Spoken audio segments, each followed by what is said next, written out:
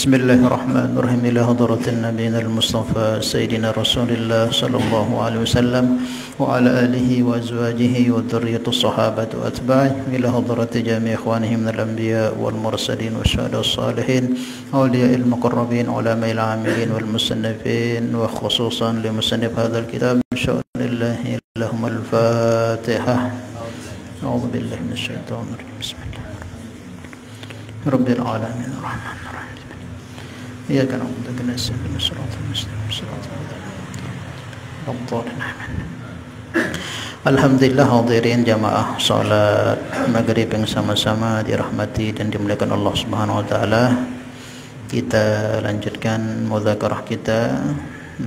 Insyaallah malam ini kita akan bahas sifat selanjutnya daripada sifat-sifat yang wajib kita ketahui dan imani daripada sifat-sifat Allah Subhanahu wa taala.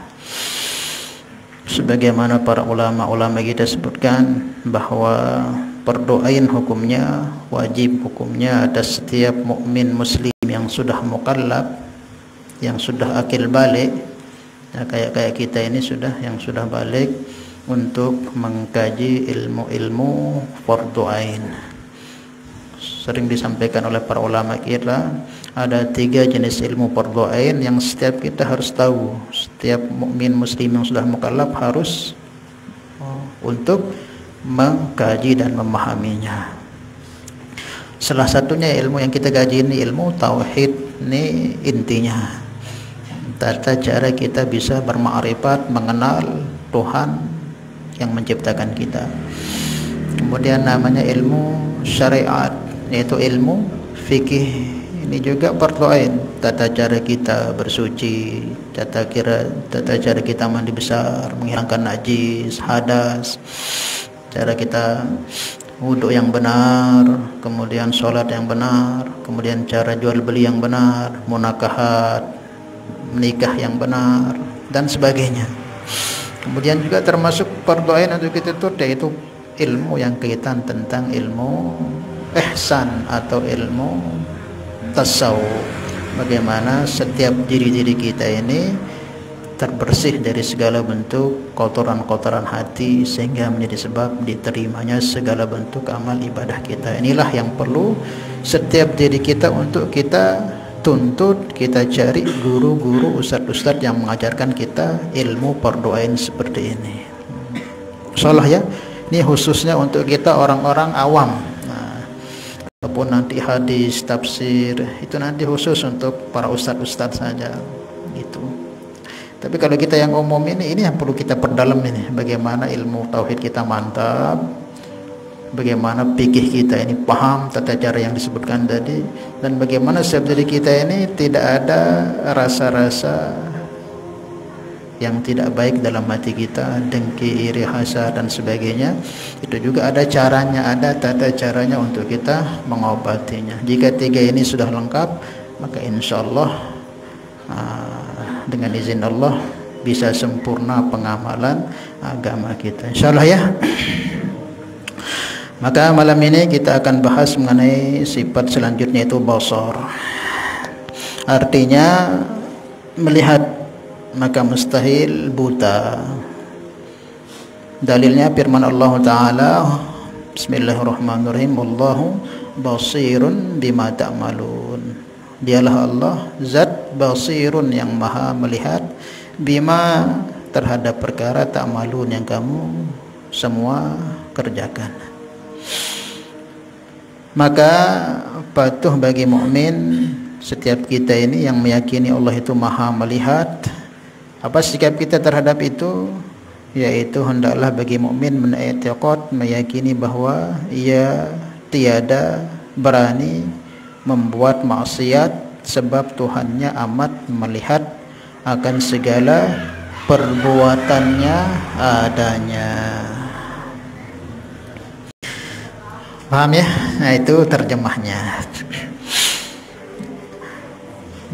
Basarun artinya melihat, seperti yang kemarin yang jelaskan di beberapa pertemuan itu, bahwa di antara tujuan kita mengkaji akidah ini kan untuk mengamalkan perintah Allah terhadap kita.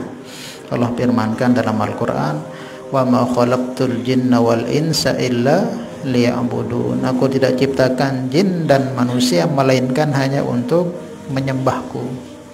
Salah seorang mufassirnya para sahabat, yaitu Sayyidina Abdullah ibn Mas'ud, mentafsirkan ini kata-kata liya'budin ini, yaitu maknanya liya'rifun, untuk mengenal Allah. Di antara maksud tujuan kita diciptakan di dunia ini itu untuk mengenal Allah Subhanahu wa Ta'ala. Jadi pertanyaannya, bagaimana cara kita bisa mengenal Allah Subhanahu wa Ta'ala sementara Allah ini tidak kelihatan, tidak gerak, tidak diam, tidak bertempat, tidak bersuara, tidak bisa diraba. Allah itu tidak serupa dengan makhluknya. Bagaimana kita bisa mengenal? Tidak kelihatan, tidak nampak, tidak berbentuk, tidak bertempat, tidak bisa diraba. Bagaimana? Kadang kita yang nampak-nampak saja banyak yang tidak kita kenal.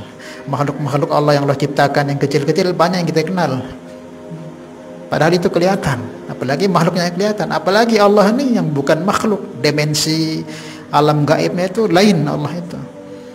Maka pertanyaannya, bagaimana Ustaz cara kita mengenalnya? Maka dijawab sendiri oleh Allah Subhanahu wa Ta'ala dalam firman-Nya, inni anallahu la ilaha illa ana fa'budni wa aqimis salata li dzikri. Allah sebutkan innani anallah, sesungguhnya aku ini adalah Allah. Kenal aku Allah.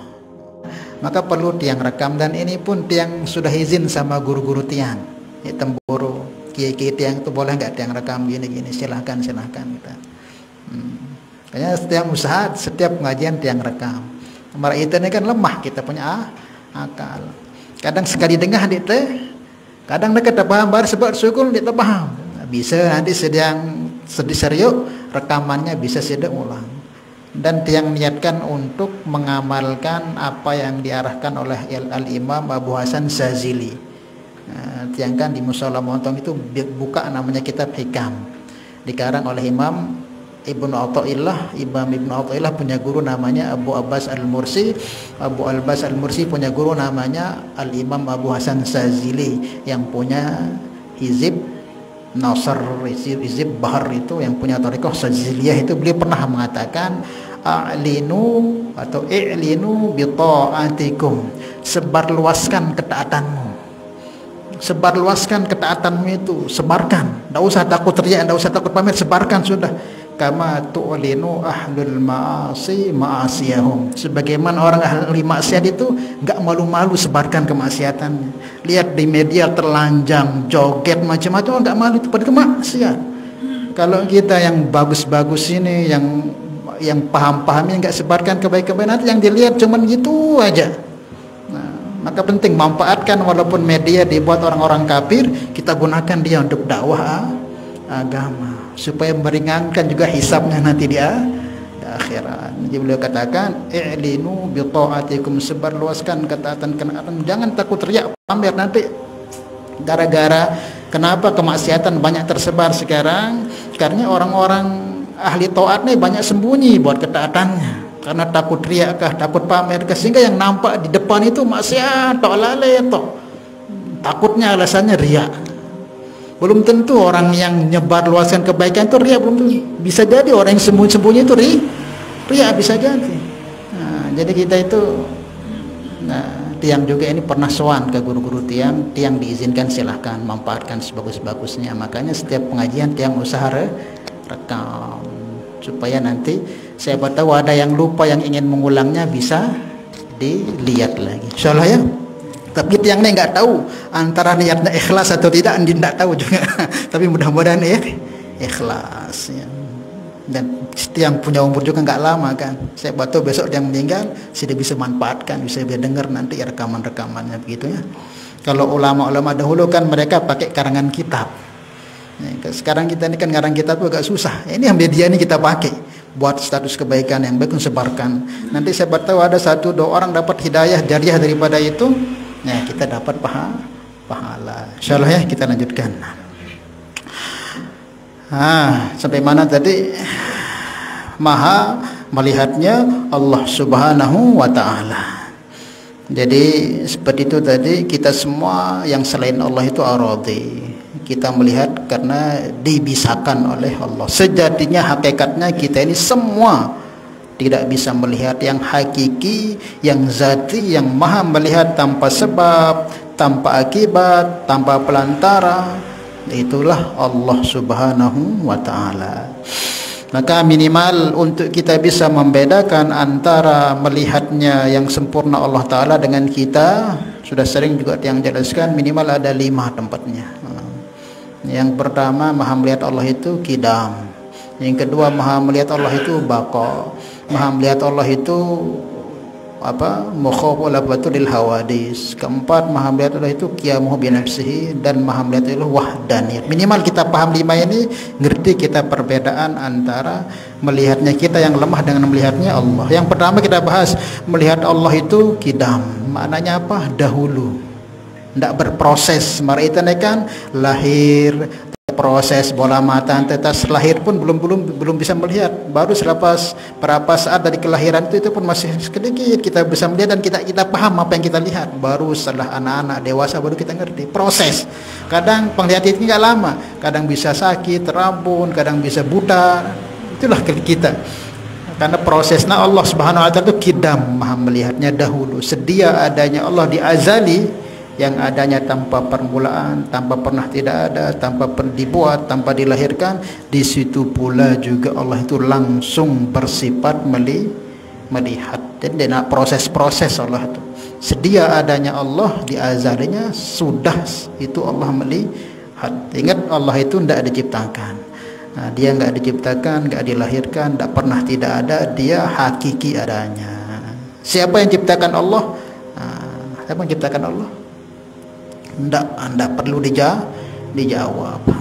Tidak perlu dijawab. Ini pertanyaan orang-orang yang tidak pernah ngaji akidah. Tuhan kau diciptakan itu mustahil. Itu yang pertama, bahwa Allah itu qidam. Di azalinya Allah itu wujud, maka di saat wujudnya Allah di azali itu langsung Allah maha melihat. Terus Ustaz, di azali Allah itu Allah kan maha melihat. Apa sini seri Allah Ta'ala waktu itu di manara makhluk sin ciptaan, hanya Allah tunggal itu apa sini seri berarti. Dan Allah itu tetap maha melihat, mesti ada yang dilihat. Maka para ulama menyebutkan, walaupun belum ada diciptakan oleh Allah, hanya tunggal Allah di azali itu, tetap Allah maha melihat. Apa yang dilihat Allah? Yaitu zatnya yang maha sempurna. Dia melihat dirinya yang maha sempurna. Nanti semua alam semesta dihancurkan, tetap juga Allah maha melihat. Jadi nggak namanya maha melihat itu nggak akan pernah tidak melihat. Paham ya? Itu yang pertama. Yang kedua, baqa. Penglihatan Allah ini kekal, tidak akan pernah terjadi perubahan. Nah, kita ini berubah semua penglihatan kita. Mungkin kita masih umuran tolong dasa 40, ini masih lumayan lah. Mami ini biru umur ini 6 lebih mulai kurang penjarian kurang. Lain masih bajang, masih seger, penglihatan mereka mulai kurang. Bertambah umur tambah kurang, bisa-bisa hilang penglihatan kita. Kita itu berubah penglihatan kita. Kadang walaupun masih bajang, ya bisa juga kena sakit mata, berkacamata. Itulah kita. Karena kita ini tidak hakiki, penglihatan kita ini lemah dengan sebab. Kemudian yang ketiga yaitu mukhalafatul hawadis, tidak serupa penglihatan Allah dengan makhluk. Kalau kita ini kan butuh banyak pelantara, kita harus butuh bola mata. Apakah bola mata sudah ada? Belum. Dia harus punya lensa yang bagus. Lensa sudah belum juga, dia harus normal, ada sambungan dengan otak. Kemudian apa? Sudah ada sambungan dengan otak, kemudian ada bola matanya, ada lensanya, itu tidak bisa melihat. Mesti harus ada benda yang kita lihat. Benda yang kita lihat ada, ini pun belum sempurna kita ngelihat kalau jaraknya nggak maksimal. Si dia punya penyeriuk ini normal, sehat gitu. Lagu dia narak sesuatu jadi seriuk, bisa dia nyeriuk. Itu kan bisa nyeriuk karena ada sesuatu. Lamun ada sesuatu dia terseriuk apa-apa. Kan si terseriuk ini 3 jenis: warna, bentuk, sama apa lagi? Warna, bentuk, sama benda, warna sama bentuk. Ini bendanya warna jihajat, bentuknya pecinya putih, bajunya hijau atau biru ini? Biru. Itu aja yang kita bisa lihat. 3 perkara. Bendanya, bentuknya sama, warnanya ada panjang, ada yang pendek, ada yang bagus, ada warnanya. Itu aja yang kita bisa lihat. Kemudian walaupun ada bendanya, tapi jaraknya jaga tahu juga nggak bisa sempurna kita melihat. Banyak sekali pelantara penyebab-penyebab ini itu kita bisa melihat. Makanya cacat melihatan kita ini. Kadang bendanya ada dekat, terus warnanya lengkap ada, jaraknya juga dekat, bendanya besar, dan mata kita ini normal juga. Tapi pas juru mata dia tahu dia seri baik.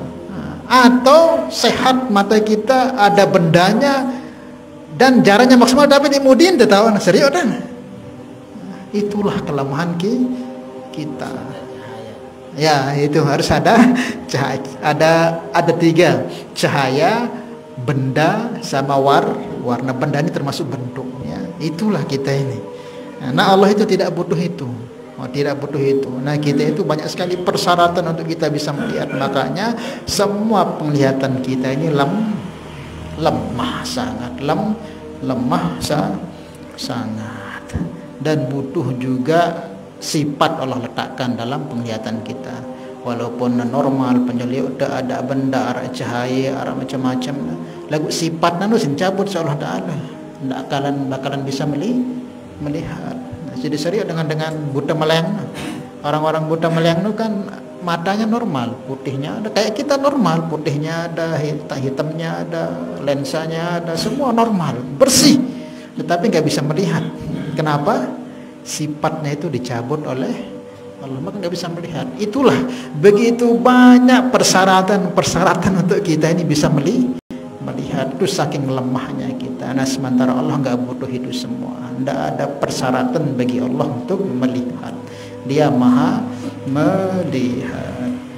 Kemudian qiyamuhu ala binafsihi, dan berdiri sendiri penglihatan Allah tanpa pelantara kayak tadi itu. Kemudian wahdaniyat, esa penglihatan Allah dengan satu sifat melihatnya Allah. Ingat, Allah itu bukan pakai mata melihatnya, tapi pakai sifatnya yang maha sempurna. Dengan satu penglihatan Allah semua bisa dilihat oleh Allah. Namun itu kan ada 2 penyeriuk tadi, ndekna bau coba arah dengan arah di antara sini ini saya bau nyeriuk, penyeriuk setahu ini jokte, sana jokte, arah nggak? Coba praktek. Mesti satu arah ndek dengan saya tahu nyeriuk kiri kanannya jok kanan ini, saya kiri jok tuh, bisa? Nggak bisa. Mesti satu arah. Walaupun 2 kita di garis mata, tidak akan bisa kita ngelihat 2 arah, mesti satu arah aja. Tadi aja gitu. Kalau ngelihat sana nggak bisa ke sana, mata kita satu nggak ada. Walaupun 2. Walaupun kita punya CCTV banyak, tetapi banyak walaupun CCTV kita pasang di sini nggak bisa dilihat CCTV yang arahnya yang tidak sesuai dengan arah CCTV. Itulah banyaknya kelemahan makhluk ini dalam melihat. Nah, sementara Allah dengan satu penglihatannya Allah semua dilihat. Yang di darat, yang di lautan, yang di kubur, yang di udara, yang di neraka, yang di surga, semua tanpa terkecuali dilihat. Jangankan yang nampak, yang tidak nampak saja dilihat oleh Allah. Makanya ada namanya ta'alluqnya sifat Allah. Ta'alluq ini hubungan seperti yang kemarin. Jadi ta'alluqnya sifat Allah ini di sini disebutkan. Ta'alluqnya apa? Ta'alluqnya sifat basar Allah ini segala yang mewujud. Jadi saya apapun searah sina wah sina sampun ciptaan si Allah Ta'ala sina serius. Lamun itu kan kita bawa serius kayak tadi itu, benda searah cahayana kanti salah warnana. Namun saat lainnya dia serius. Apa contohnya? Angin. Serius tanda angin. Serius tanda roh. Serius tanda. Apalagi? Nah, Allah itu apapun mewujud searah tah sebutannya lapuan sini serius. Arah jamaah ngantok ngaji, ngantok nah itu dilihat oleh Allah. Kalau kita kan si terasaan dari ngantok kan lelah, ngantok, capek, lapar, itu kan kita rasakan itu. Tapi Allah itu lihat makhluknya yang namanya lelah, capek, ngantuk itu. Maka nanti di akhirat itu kalau kematian ini kan kita sebutnya saya namanya kematian. Oh, si fulan itu mati. Pernah gak kita lihat yang namanya makhluk yang namanya kematian ini? Pernah gak? Tak pernah kan? Tapi nanti Allah akan lihatkan. Tatkala kita sudah dipisah di bukit nanti di antara surga neraka, yang ahli surga sudah ke surga, yang ke neraka sudah ke neraka, maka Allah nanti wujudkan yang namanya makhluk, yang namanya kematian dengan berbentuk domba. Nah, itulah namanya kematian. Terus di saat itu Allah perintahkan di atas bukit, Allah perintahkan sembelih yang namanya makhluk kematian, disembelihlah. Maknanya apa? Yang surga akan kekal selama-lamanya, tidak ada akan mati-mati sudah. La yamutu fiha wala akan hidup terus di surga itu, dan di neraka pun akan kekal, tidak akan mati-mati, sengsara selama-lamanya. Karena kematian sudah tidak sudah dimatikan, dibentukkan domba, diwujudkan wujudnya oleh digorok, dan di surga akan bergembira segembira-gembira. Kenapa? Karena bahagia terus, tambah hari tambah bahagia. Nah, yang di neraka tambah hari tambah ngeri siksaan dan akan kekal. Nah, di sanalah berteriak orang-orang ahli neraka. Saking putus asanya karena sudah tidak akan mati-mati, terus disiksa terus selama-lamanya. Nah, maknanya ini ada yang hanya kita sebut saja, itu tidak kita lihat, tapi bagi Allah dilihat makhluknya itu. Sakit kita ini dilihat oleh Allah. Penyakit ini kebanyakan kan kita rasakan. Sakit gigi, wah ada sakit gigi. Hah? Dia sakit apa dari sekarang? Sakit tangan. Sudah, wah ada sakit otak. Oh, ada seri orang sakit otak kan, biruan sakit cuma cita rasaan doang sakit otak. Nah, Allah itu penyakit itu dilihatnya. Dulu pernah di Madinah itu ada namanya penyakit taun. Penyakit taun itu kan mau masuk ke Madinah. Rasulullah SAW dikasih lihat namanya penyakit taun itu. Maka Rasul kata, kamu kemana kamu? Katanya, saya mau masuk ke Madinah. Ngapain? Mau kasih orang Madinah ini sakit, tidak usah. Kamu pergi, jangan masuk Madinah. Disuruh pergi oleh Rasul. Sebagian hamba Allah seperti Nabi itu dikasih lihat bentuknya makhluk yang seperti itu, yang kita hanya bisa sebut saja. Nah, ini kesempurnaan maha melihatnya Allah. Lalu itu kan zohir doang. Nah, ini Allah Ta'ala mawjud lapuan di sini seriuk seita hanya bisa menyebut merasa kita lelah itu ada wujudnya. Bagi Allah itu Allah lihat, itulah kesempurnaan maha melihatnya Allah Subhanahu wa ta'ala. Maka mustahil Allah itu buta, maka tidak akan dicerna. Kalau akal kita ini normal, mustahil Allah itu buta. Dia menciptakan semua makhluknya bisa melihat, ada warna, ada macam-macam diperlihatkan oleh Allah Subhanahu wa ta'ala. Tentunya Allah itu ya tidak akan pernah tersentuh yang namanya kebutaan. Paham ya? Jangan sampai terbentuk dalam hati kita Allah akan terjadi kekurangan. Jangankan buta, ngantuk, lelah. Buta ini kan kecacatan besar ini. Kalau orang ganteng, badannya besar, uangnya banyak, lagu buta, tetap kita katakan cacat ini orang. Di hartanya banyak, kemudian badannya besar, ganteng, lagu buta, tetap kita katakan orang cacat, walaupun dia sempurna dalam fisik yang lain. Nah, Allah itu enggak, segala sempurna. Jangankan buta, ngantuk, lelah, khilaf sekejap pun Allah tidak akan terjadi, apalagi sampai buta, hancur sudah alam semesta ini. La ta'khudhuhu sinatun wala naum, ngantuk saja tidak akan terjadi pada diri Allah, apalagi sampai buta. Itu enggak, mustahil, tidak akan dicerna oleh akal kita. Dalilnya firman Allah, wallahu basirun bima ta'malun. Dia zat Allah yang maha melihat terhadap apa yang kamu kerjakan. Jadi ada dalilnya dalam Al-Quran bahwa Allah itu maha melihat. Nah, sekarang yang penting ini sebagai buah, kalau memang kita ini yakin Allah itu maha melihat, mesti dia akan membuahkan dalam diri kita ini, mesti ada buahnya. Lagi kalau kita hanya paham Allah itu maha melihat tapi enggak ada berubah sikap kita, dengan berarti kita ini hanya mengetahui saja, belum mengimani. Kebanyakan kita cuma mengetahui Allah maha melihat, lalu maksiat masih tegawi, bicaraan dengan masih tebani. Padahal Allah melihat apa yang kita buat, bani tegawi ende-ende di kegelapan, di mesa-mesa.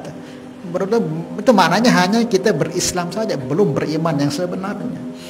Maka kalau memang kita yakin beriman dengan sebenarnya terhadap sifat basar Allah disebutkan di sini, maka patuh bagi mukmin menetapkan bahwa ia tidak berani berbuat maksiat sebab Tuhan amat melihat akan segala perbuatannya. Ini buah tauhid kita. Kalau itu benar memang murni, kita punya rasa makrifat yang kuat dengan Allah, maka buahnya itu akan baik dari kita. Maka cara perbaikan akhlak sebenarnya itu paling inti dan paling pokoknya itu tauhid sebenarnya. Kalau orang sudah tauhidnya bagus, otomatis akhlaknya akan bagus. Orang kalau ngerti Allah itu dengan sebenarnya, otomatis dia akan akhlaknya akan bagus.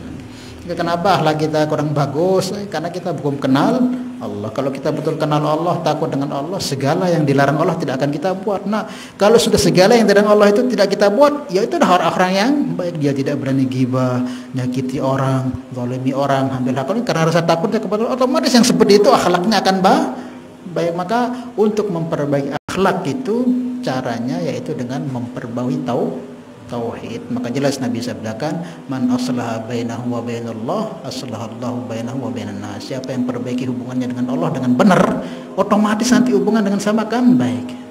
Saya ke usulat sudah bagus hubungan saya dengan Allah, sholat malam, puasa, lalu masih doang yang masih rengget-rengget, masih doang ingin. Berarti ada kurang. Tidak harus betul-betul perbaiki. Soalnya sabda Nabi tidak akan pernah bohong. Jangan kita salahkan pada Abu tahajud, wah masih doang deket jemaah ini. Oh, berarti ada kurang, perbaiki terus. Karena sabda Nabi tidak akan pernah bohong. Kalau sudah betul-betul, makanya cara kita memperbaiki itu harus pernah tauhid dulu kita perbaiki yang lurus gitu. Tanamkan rasa takut kepada Allah. Karena dengan rasa takut ini kita tidak akan berani. Bukan karena yang lain, bukan kuat kita, bukan karena kita ditolong oleh rasa takut kita sehingga kita berani berbuat seperti itu. Maka patut bagi mukmin yang meyakini itu untuk tidak berbuat maksiat, karena Allah itu mengetahui segala bentuk perbuatan kita. Allah sebutkan dalam Al-Qur'an dalam surat Al-Buruj, apa bunyinya? Labil mirsad itu. Inna rabbaka labil mirsad. Sesungguhnya Tuhanmu itu amat sangat mengawasi setiap gerak-gerikmu. Jadi setiap gerak-gerik kita diawasi. Alam ya'lam bi annallaha yara. Apakah kamu tidak ketahui bahwa setiap kamu dilihat, dipandang, diawasi oleh Allah. Yang zahir ini dilihat oleh Allah. Apa tegawe ini? Dikala keramaian, dikala sendiri, dikala kita sadar, itu semua dilihat oleh. Dikala kita tidak sadar pun tertidur, tetap kita dalam pandangan pengawasan Allah. Zahir. Di napa zahirnya doang sineseri Allah Taala, ibu-ibu, bapak-bapak. Dalamnya sineseri masih sedang api siaten tu ni. Dalam Al-Quran Allah firmankan, walaqad khalaqnal insan, dia zat Allah yang menciptakan manusia, wa na'lamu ma tuwaswisu bihi nafsuh, dan tahu apa gerentak di dalam hati itu. Terniat seandai-andai husnuzon, suuzon, buruk sangka, dendam, hasad dan sebagainya dilihat oleh Allah jelas. Tidak ada yang tertutup, yang zahir, yang batin ini dilihat oleh Allah. Maka kalau orang betul-betul yakin ini perkara ini, otomatis akan baik sudah akhlaknya. Secara tidak langsung akan baik kalau orang betul yakin perkara ini.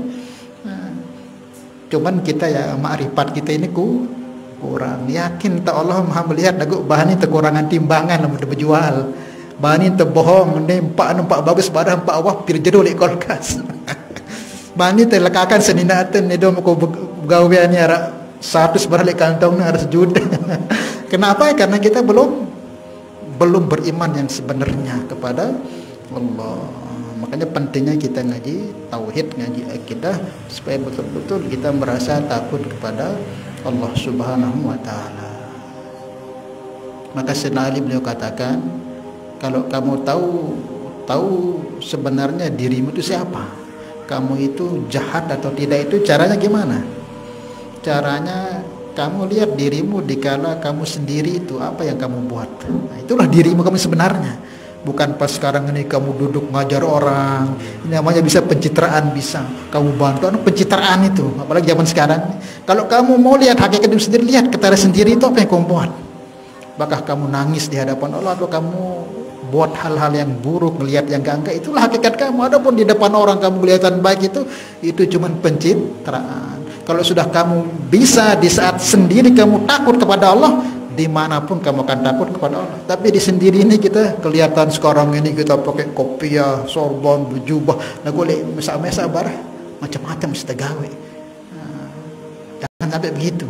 Ingat bahwa dikala apapun Allah tetap melihat kita, di keramaian Allah lihat kita, dikala kita sendiri Allah lihat kita, bahkan aten ini serius ya Allah Ta'ala. Maka caranya gimana? Tanamkan ketauhidan yang lurus kepada Allah Subhanahu wa Ta'ala. Maka buah ngaji tauhid ini akan membawa kita, kalau benar dan masuk, membawa akan kita menjadi orang-orang yang baik akhlaknya. Wallahu a'lam bishawab. Nggih, mungkin ada yang tanyakan. Paham tapi ini ya? Niki kita pada berajak yang masih usaha, yang pada masih kadang kita lah dengan kita belajar sedikit-sedikit ini, ya kita akan ada perubahan sedikit demi sedikit. Dan pahami lamun dek napa terus ngaji akidah jatuh dek maksiat, tetap jatuh dalam maksiat ibu-ibu bapak-bapak, karena kita ini bukan maksum. Tetapi lamun doh ngaji sekali eno dalam maksiat jelap teto batik des alali-lali jemaah tatoban langsung istighfar, tahu teh salah perbuatan sehingga kita istighfar. Ini mau patah kita ngaji dek terus ngaji ngene dek terus ngene dosa dek tejakan gawe dosa dek itu nih tetap jatuh gawe dosa, karena itu nih bukan malaikat, bukan nabi, bukan maksum. Nanti kita akan bahas sifat-sifat nabi. Tetapi lama toh ngaji ilmu-ilmu tauhid tasawuf marangan ini, tatkala kita salah itu cepat kita sadar, tahu diri salah sehingga cepat istighfar taubat. Aku lama ngaji-ngaji ini itu gibah itu anu biasa doang. Jangan tergibah wah, dia harap penyesalan te anu ya Allah gibah dengan baru jemaah akan jadi masa di akhirat. Aku lama ngaji sekali astagfirullah. Aku hendakakan senina aku ya Allah, aku hendakakan anakku. Istighfar kita ini taubat. Insyaallah ya. Wallahu a'lam bishawab. Nggih, mungkin ada tanyakan. Ya. Misalnya buat zalimin. Setiap kita ada anu berarti mudah.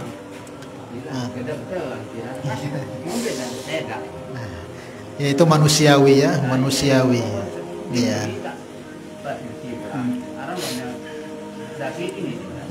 Ini ada sih deh, Nabi Muhammad pun kan no.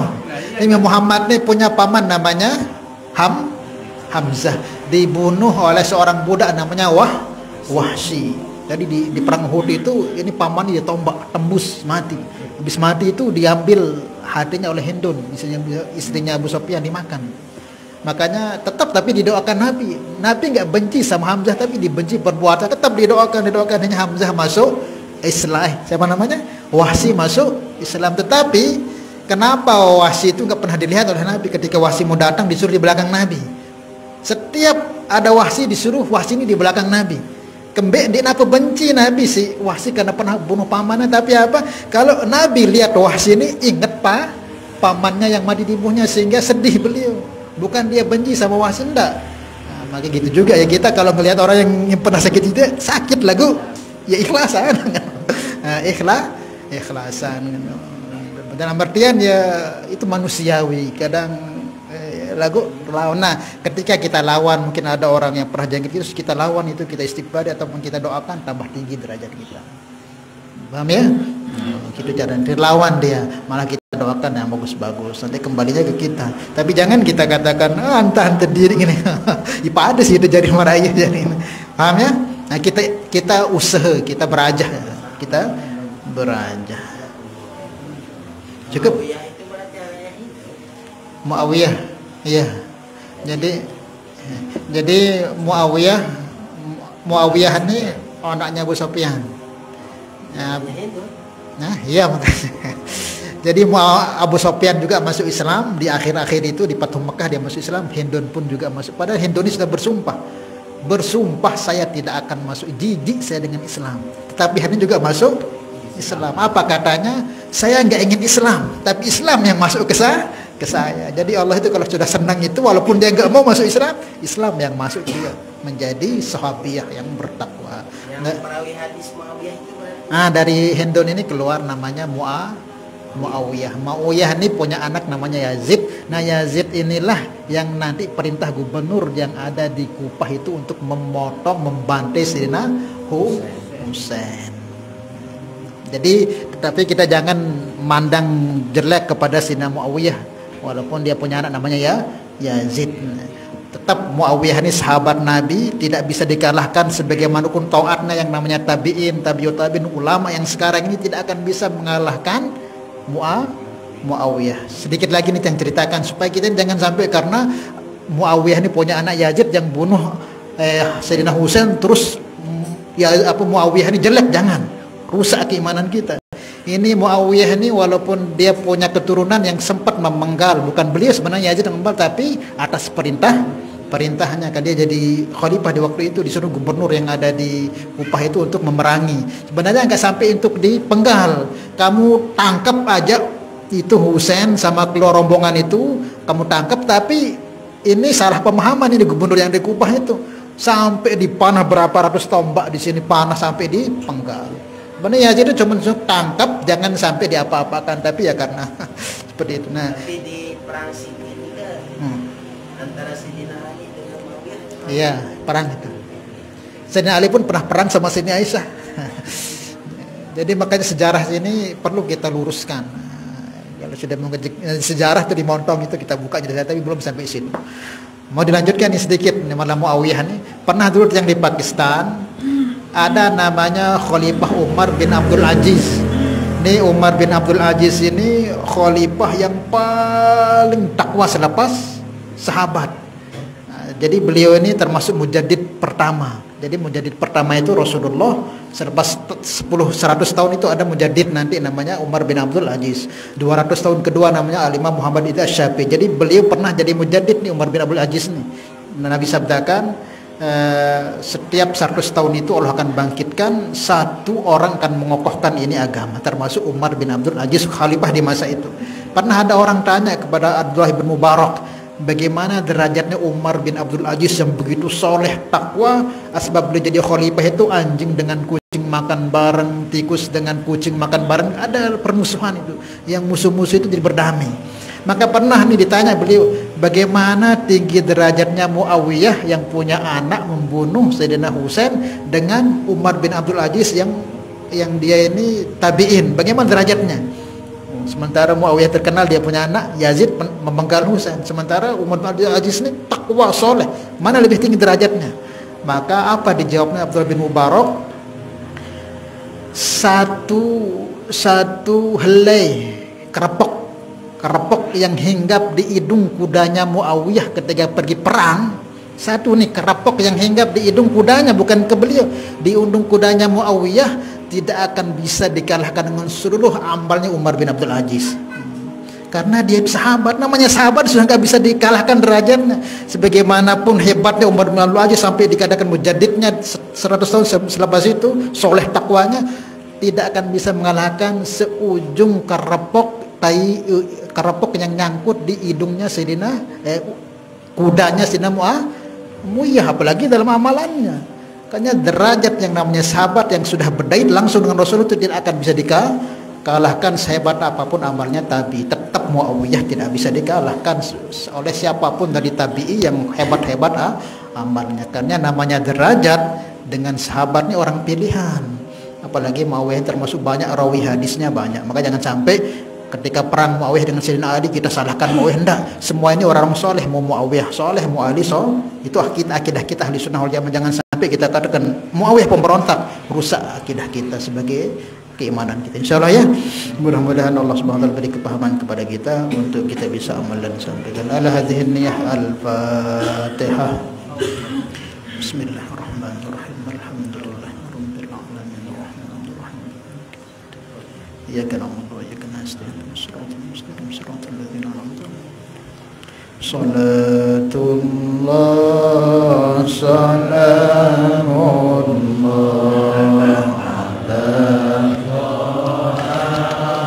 Rasulillah, salatullah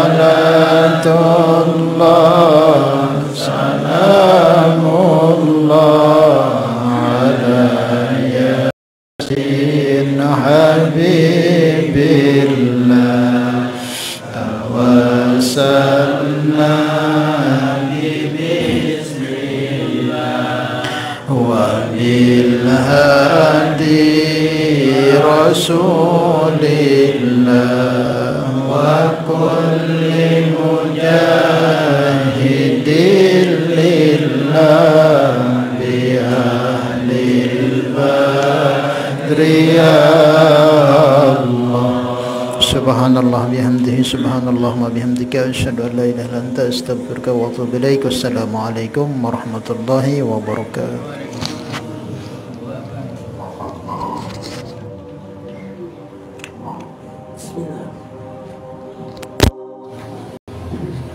Allahu Akbar, Allah